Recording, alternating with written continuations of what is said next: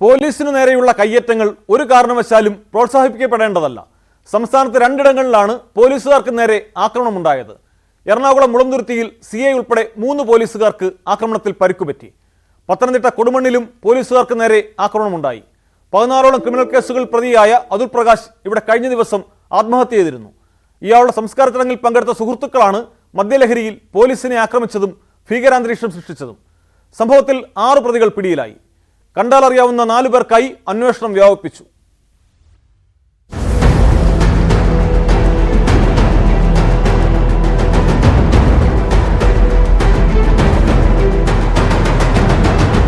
പത്തനംതിട്ട കൊടുമണ്ണിൽ പോലീസിന്റെ ഗുണ്ടാ ലിസ്റ്റിൽപ്പെട്ടയാൾ കഴിഞ്ഞ ദിവസം ജീവനൊടുക്കിയിരുന്നു. ഇയാളുടെ സംസ്കാരത്തിന് പിന്നാലെയായിരുന്നു ചിലർ പോലീസിന് നേരെ ആക്രമണം അഴിച്ചുവിട്ടത്. പോലീസിന് നേരെ കല്ലെറിഞ്ഞ സംഘം മറ്റു ചില വാഹനങ്ങളും തകർക്കാൻ ശ്രമിച്ചു. കൂടുതൽ പോലീസ് എത്തി അക്രമികളെ കസ്റ്റഡിയിലെടുക്കാൻ ശ്രമിച്ചതോടെ ചിലർ രക്ഷപ്പെട്ടു.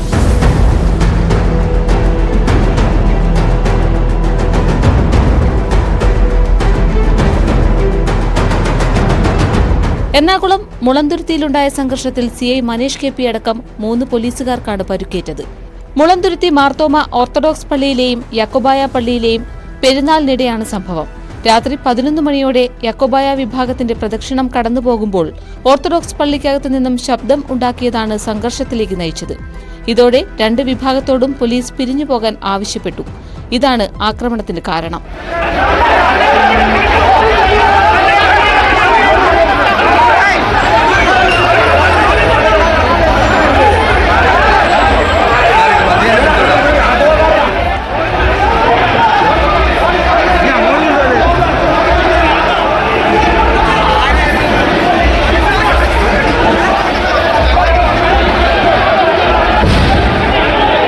സംഭവത്തിൽ കണ്ടാലറിയാവുന്ന 30 പേർക്കെതിരെ കേസെടുത്തിട്ടുണ്ട്.